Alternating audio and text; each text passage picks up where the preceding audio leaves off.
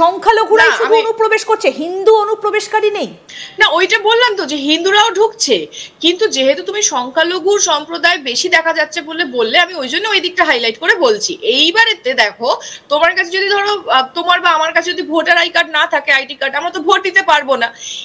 ওই জন্য আইডিওলজির কথা বলছি, এবং ওই জন্য আমি বারবার বলবো যে সংখ্যালঘু যারা বাংলাদেশ থেকে চলে আসা সংখ্যালঘু কমিউনিটি, তাদেরকে ইউজ এই জন্য করা হচ্ছে, তাদেরকে ভুলভাল বোঝানো হচ্ছে, তাদেরকে মাথা মানে ব্রেন ওয়াশ করানো হচ্ছে, তারা ব্রেন ওয়াশ হচ্ছে। বিকজ কেন হবে না, দেখো ওই জন্য মুর্শিদাবাদ আমি কথাটা বললাম, কারণ ওটা আমরা মিডিয়াতে যে চিত্র দেখেছি, যারা অ্যাটাক করছিল তাদের কারোকে দেখে কিন্তু আমি কাউকে ছোট করতে চাই না, কিন্তু এটা একটা দৃষ্টিভঙ্গি দিয়ে যেটা এটা আই থিঙ্ক সবাই এটাই ভেবেছে বা ভাবছে বা ভাববে, যে মুর্শিদাবাদে যারা অ্যাটাক করেছিল তাদের কারোকে দেখে মনে হয়েছে কেউ কনভেন্ট এডুকেটেড বা কেউ একটা প্রপার স্কুল বা বাংলা মিডিয়াম থেকে একটা ভালো জায়গা থেকে পড়াশোনা করেছে, যেখানে বুদ্ধিটা হবে যে না এগুলো করা উচিত নয়।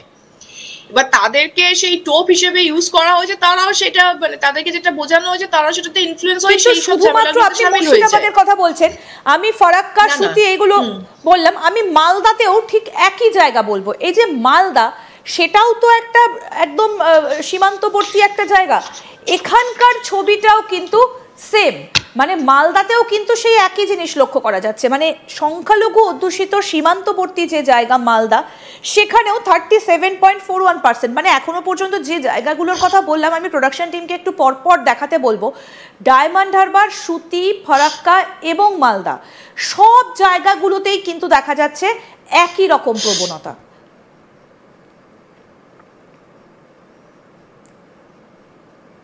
মৌমিতা, আচ্ছা, এবার এখন প্রশ্ন হচ্ছে যে দেখো, যখন সমস্যাটা এক, সেটা নিয়ে থেকে বড় কথা এবার আমাদের দেখতে হবে না এটা যে এটার সমাধানটা কি করে হতে পারে, রাইট? তো এখন প্রশ্ন হচ্ছে এই ভোটাররা কারা, এটা সবার প্রশ্ন আসতেই পারে মাথায়। এই ভোটাররা কারা, আমরা সেই জায়গাগুলোতে আসবো, সেই পয়েন্টগুলো আমরা দেখাবো, কিন্তু বিষয় হচ্ছে এই যে জায়গাগুলো, ডায়মন্ড হারবার দেখালাম, ফারাক্কা দেখালাম, সুতি দেখালাম, মালদা দেখালাম, এই চারটে যে জায়গাগুলো, এই জায়গাগুলোর কথা যেগুলো তুলে ধরলাম, সেখানে ভারতীয় জনসংখ্যার থেকে ভোটার সংখ্যা বৃদ্ধির হার অনেকটা বেশি।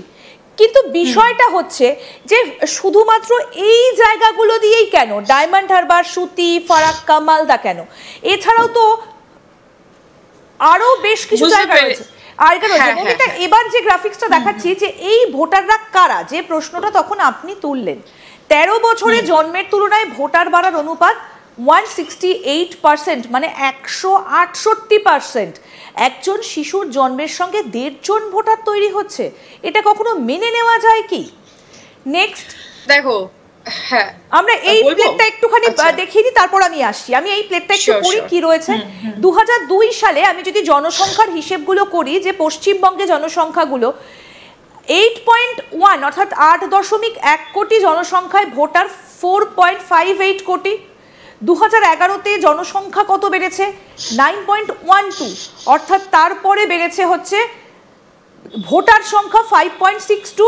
2024-এ মানে গত বছরের অনুপাত বলছে 10.32 কোটি জনসংখ্যা এবং ভোটার 7.58 কোটি। এবার যদি ধরি এই হিসেবটা, যে জনসংখ্যাটা যদি হিসেব করি, 2002 থেকে 11 দেখা যাচ্ছে 13.84, 13.84%, প্রায় 14%, কিন্তু ভোটার 22%-এরও বেশি, 23%-এর কাছাকাছি। এটা হয় কি করে?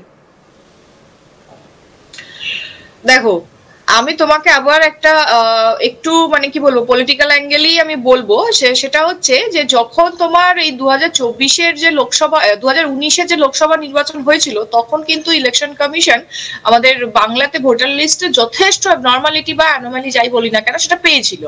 এইবারেতে কি বলবো, যে 1987 থেকে 90 দশকের মধ্যে আসাম, ত্রিপুরাতেও কিন্তু অনুপ্রবেশকারীদের এই ভোটার লিস্টে তোলার অভিযোগ এসেছিল, যার জন্য কিন্তু আসাম অ্যাকর্ড হয়। এবং ডায়মন্ড হারবার বলো বা মালদা বলো, এই প্যাটার্নেই চলছে, এবং এই ভোট ব্যাংক যে ইঞ্জিনিয়ারিং, তার সাথে এটার হুবহু মিল রয়েছে। এবারেতে তুমি যদি আমাকে এখন প্রশ্ন করো, বা আমাদের এটা সবার প্রশ্ন, যে এই ধরনের ভোটাররা কারা, 2002 থেকে 2011 অব্দি জনসংখ্যা বাড়ছে, তুমি যে প্রশ্নটা করলে, যেটা তুমি দেখালে, হ্যাঁ, এবারেতেও যে জনসংখ্যা বৃদ্ধি যদি ধরো 13.84% হয়, তাহলে ভোটার বৃদ্ধি স্বাভাবিকভাবে সেই হারেই তো থাকার কথা, কিন্তু সেটা তো হচ্ছে না। ভোটার সংখ্যা প্রায় 10% বেশি হারে বেড়েছে, যেটা অস্বাভাবিক। এই যে ভোটার তালিকায় ভুয়ো নাম যুক্ত হচ্ছে, যেটা আমি বারবার বলছি যে যখন বাংলাদেশ থেকে অনুপ্রবেশকারীরা আসছে, যেহেতু হ্যাঁ আরো একটা কথা তুমি যেটা বলছো যে ওটা কেন ওই এরিয়াতে গুলোই কেন হচ্ছে, কারণ ওগুলো সীমান্তবর্তী এরিয়া, সীমান্ত থেকে অনুপ্রবেশকারীরা ঢুকছে এবং তারা ওইখানেতেই ঘাঁটি গাড়ছে, ওইখানেতেই তারা বসতি গাড়ছে। আমি আবার সেই আগের দিনের পরিষ্কার করে বলছেন যে এই সংখ্যাগুলো এটা একেবারে সীমান্তের অনুপ্রবেশকারী, এক কথায় ধরতে গেলে কিছুটা তো তাই, কারণ তারা যে লাখ লাখ করে যে লাখ লাখ আর কি লোকজন, ওই অনুপ্রবেশকারীরা যে ওই মালদা, মুর্শিদাবাদ বা ওই সীমান্তবর্তী এরিয়াগুলোতে যে তারা বাসা বাঁধছে, তো তারা ওইখানেই স্থায়ী বসতি স্থাপন করছে কিন্তু। এবং তারা ওই, আবারও বলছি, আইডিওলজির একটা সমস্যা তো আছেই, এবং তাদেরকে যেহেতু ভোট ব্যাংকের জন্য ব্যবহার করা হচ্ছে, সেটা বোঝার মতো ক্ষমতা তাদের নেই, তারাও যার জন্য খারাপ কাজেই পা দিচ্ছে। এবং যার জন্য যেটা দরকার হচ্ছে যে, আমি আবারও বলবো এসআইআর। এবার তুমি যেহেতু এই কথাটা বললে, আমরা এই এসআইআর এর জায়গাটাতে এবার আসবো, যে এই যে সীমান্তবর্তী জায়গাগুলোর ছবি আপনাদেরকে দেখালাম, তার সঙ্গে এই বঙ্গের ভোটাররা কারা, সেটাও যেমন একটা বড় প্রশ্ন। মৌমিতা, আপনি আমাদের সঙ্গে থাকুন, আরো বেশ কিছু বিস্ফোরক তথ্য আমাদের কাছে রয়েছে এবং সেদিকে আমরা নজর রাখি যে তাহলে তারা কারা সেটা একটু ডেফিনেটলি যাই, তবে কি এরা বাংলাদেশি ভোটার? যদি তাই হয় তাহলে আনে কে এদেরকে, আর এদেরকে এনে কারা কি কাজে ব্যবহার করা হয় এবং এরা কাদেরকে ভোট দেয়, সেটাও কিন্তু একটা ভীষণ বড় প্রশ্নচিহ্নের মুখে। এবার প্রতি 100 জনে 164 জন ভোটার হয় কি করে, প্রশ্নটা এখানেই।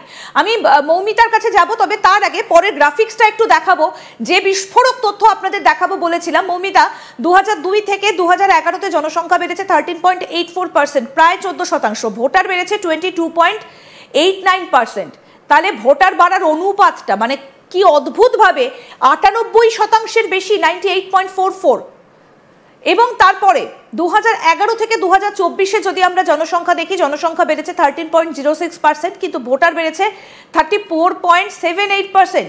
ভোটার বাড়ার অনুপাত 163.99, মানে অবিশ্বাস্য। যেটা আমরা শুরুতে বলছিলাম যে 100 জনের মধ্যে 164 জন, মানে এটা কিভাবে সম্ভব, যে কিভাবে এটা হয়। এবং 2011-তে একটা ইলেকশন ছিল, সেটা হচ্ছে বিধানসভা, যেখানে এ রাজ্যে পালাবদল ঘটেছিল, এবং 2024 সালে আরেকটা ইলেকশন ছিল, যেটা হচ্ছে লোকসভা। তাহলে এই জায়গাটায় যদি আমরা এই প্রশ্নটা এবার করি যে এই যে এত হারে জনসংখ্যার তুলনায় ভোটার সংখ্যা বেড়েছে, তাহলে এদেরকে আনে কে, কে এনেছে? কারণ 2011-র বিধানসভা ভোটের পর থেকে এই চিত্রটা পুরো বদলে গেছে। এবং এই প্রশ্নটা এখন যদি ইলেকশন কমিশন করছে, এবং ইলেকশন কমিশন আজ তাক বাংলাও কিন্তু তুলেছিল 3 সপ্তাহ আগে, আমরা দেখিয়ে প্রথম 3 সপ্তাহ আগে আজ তাক বাংলায় এই সংখ্যাগুলোই একেবারে নির্দেশ করেছিলাম